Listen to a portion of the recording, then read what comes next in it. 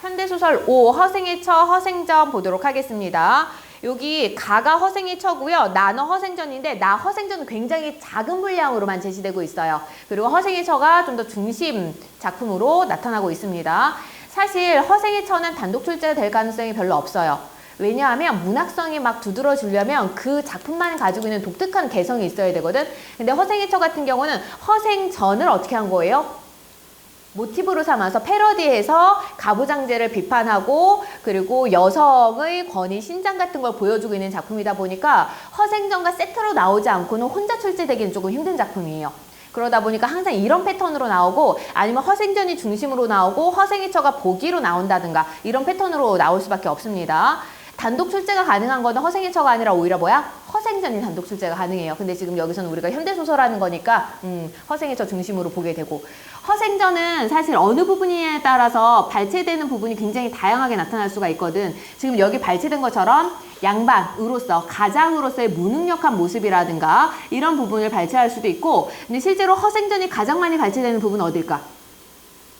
너네가 봤을 때 허생전 작품에서 가장 많이 본 부분이 어디예요?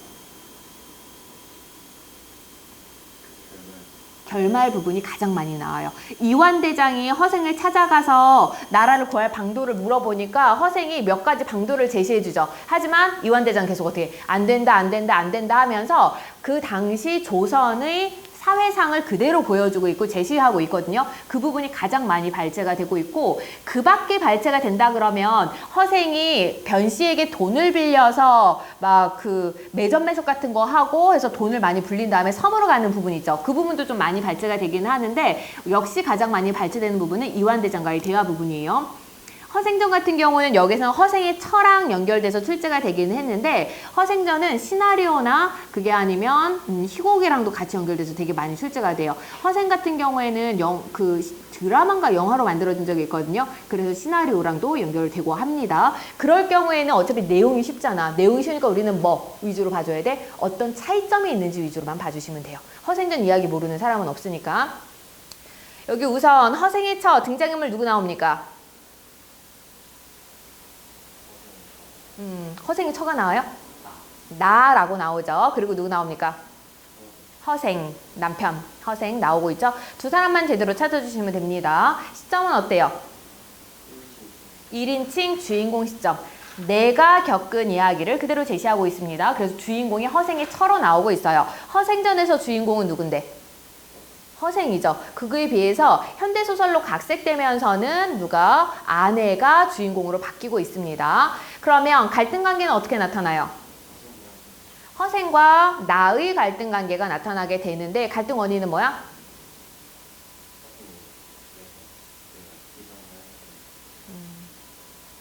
우선 아내 입장에서는 중요한 게 뭐예요? 남편이 가장으로서의 책무를 다하지 않는 거죠.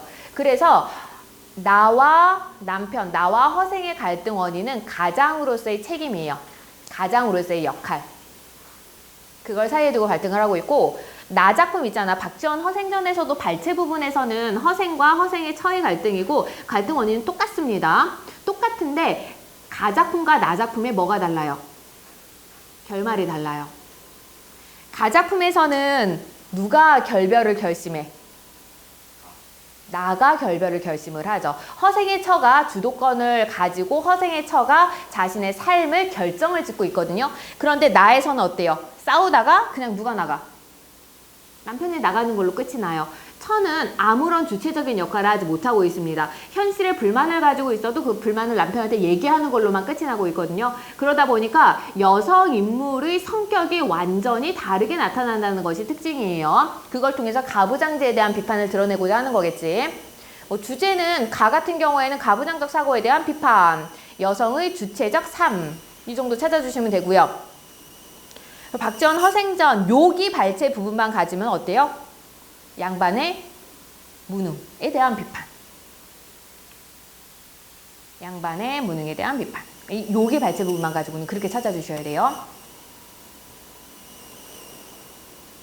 가에서 나타나는 서술상의 특징 뭐 있을까요?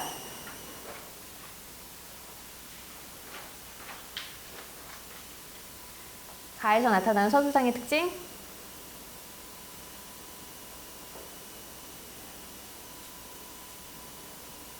우선 1인칭 시점이잖아. 그러면 하나는 기본적으로 깔아줘도 돼요. 서술상의 특징에서 뭐? 내가 이야기를 하는 거니까 뭐가 잘 드러날 수밖에 없어. 나의 생각, 심리. 서술자의 나의 심리가 잘 드러나 있다. 인물의 심리가 자세히 드러나 있다. 세밀하게 드러나 있다. 가능합니다. 그건 기본으로 그냥 가세요. 그리고 또 확인할 수 있는 서술상의 특징. 보여주기 기법 중심으로 나타나고 있어요. 어떤 보여주기 기법이야? 여기서는 대화. 대화를 통한 사건 전개와 대화를 통한 갈등을 제시해주고 있습니다. 그리고 특히 대화가 길게 나와 있는 부분들 있잖아. 그런 부분에서는 어떤 말하기 방식을 사용하는지도 신경 써주셔야 된다 그랬잖아요. 허생일체에서 앞부분에서는 그냥 서로 주고받는 그런 갈등 관계가 나타나 있는데 그 뒷부분으로 가면은 아내가 굉장히 길게 이야기를 하고 있거든요. 그 길게 얘기한다는 얘기는 작가의 생각이 거기에다 담겨 있다라고 봐도 상관이 없어요. 무방해요. 그래서 아내가 말하는 방식, 아내의 말하기 방식에서는 어떤 방식 확인할 수 있어요?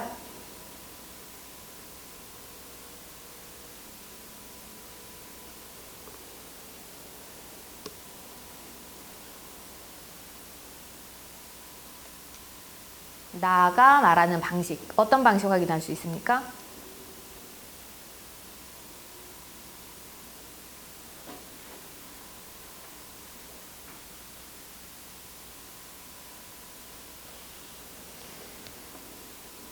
(15페이지) 맨 위쪽에 있는 말하는 부분이 있죠. 거기 보면은 하루 종일 무릎이 쉬도록 뭉클이고 앉아 삭바느질을 하는 게 인륜입니까? 남편이야 무슨 짓을 하든 서속이라도 구워다가 조석을 봉용하고 그것도 부족해 술친구 대접까지 해야 그게 예의입니까? 하루에 12번도 더 청소하고 빨래하고 설거지하는 게 염치를 아는 겁니까? 굶주려도 킥소리도 못하고 눈이 짓무르도록 바른질을 하고 그러다 쓸모없는 노파가 되어 죽는 것이 바로 인륜이라는 거지요. 라고 하면서 뭐 하고 있어요? 구체적인 상황을 제시해주고 있습니다. 구체적인 상황을 허생의 처와 허생이 처하고 있는, 특히 허생의 처가 처해 있는 구체적인 상황을 뭘 통해서? 반문이죠. 진짜 궁금해서 묻는 게 아니잖아. 되묻는 거잖아. 이게 그거라고? 이게 그거라고 하는 반문이거든요. 허생의 처가 구체적인 삶을 반문을 통해 제시하고 있습니다. 그래서 뭐? 비판의 의도를 강화하고 있죠. 또 서술상의 특징. 또 허생의 처가 말하는 방식의 특징. 뭐 있어요?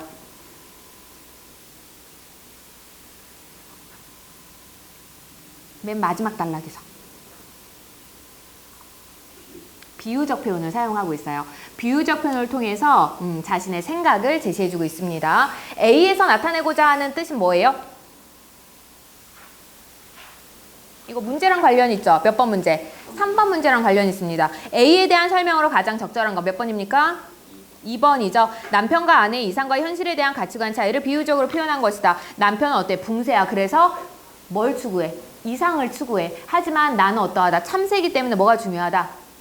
현실이 중요하다. 남편으로서 네가 현실적인 책무를 다하지 않기 때문에 나는 너랑 같이 살 수 없다라는 얘기를 하는 거죠. 둘의 가치관 차이를 비유적인 표현으로 드러내주고 있습니다. 그리고 박지원 허생전 발췌되어 있는 부분을 보면은 그 부분에서는 어떤 서술상의 특징을 확인할 수 있습니까?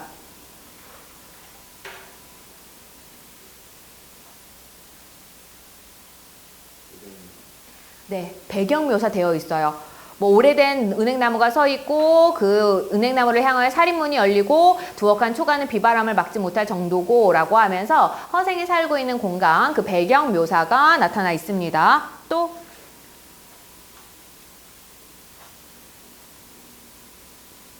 허생과 허생의 처가 어떻게 갈등을 표출하고 있어요? 대화를 통해서 갈등을 표출하고 있죠. 이것 또한 대화를 통한 갈등 표출, 대화를 통한 사건 전개 확인할 수가 있네요. 대화를 통해서 사건이 진행되는 건 가와 나 모두 공통적으로 나타나는 특징입니다. 문제 보도록 할게요. 가와 나의 공통점에 대한 설명으로 가장 적절한 것은 1번이죠. 대화를 활용하여 인물 간의 갈등의 원인을 드러내고 있다. 갈등 원인은 뭐야? 둘 다 공통점인데 뭐야? 가장으로서 책무를 다하지 않는 남편의 무능함. 그게 갈등 원인이죠. 우의적 소재 사용하여 사건 해결의 실마리를 제공하는 거 있습니까? 없습니다. 우의적이라는 건 돌려 말하는 거잖아. 어떤 뭔가에 빗대가지고 돌려 말해야 되는데 둘 다 그런 거 없이 인물과 인물 간의 갈등이 명확하게 드러나 있네요. 서술자를 작중인물로 설정하여 사건의 현장감을 높이는 것은 가에만 해당되고요. 다양한 예화를 열거하는 방식으로 인물의 성격을 나타내는 것은 다양한 예화를 열거하는 방식.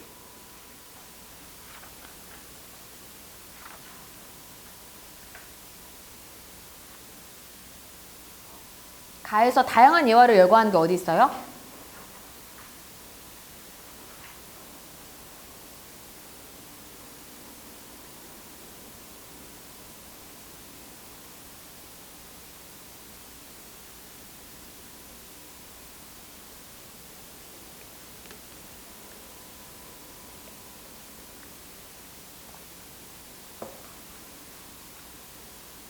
어디일까요? 있어요?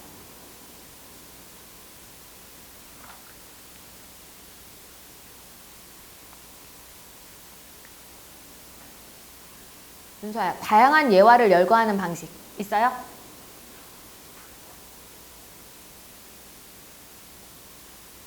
없는 것 같아요? 예은이 너는? 없는 것 같아요? 선이는? 너는? 예화 열거 없는 것 같아요? 현섭이 넌?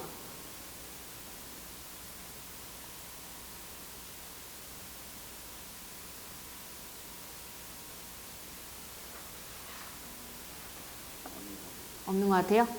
성규야, 예화 열거 없어요? 현민아, 예화 열거 없어요.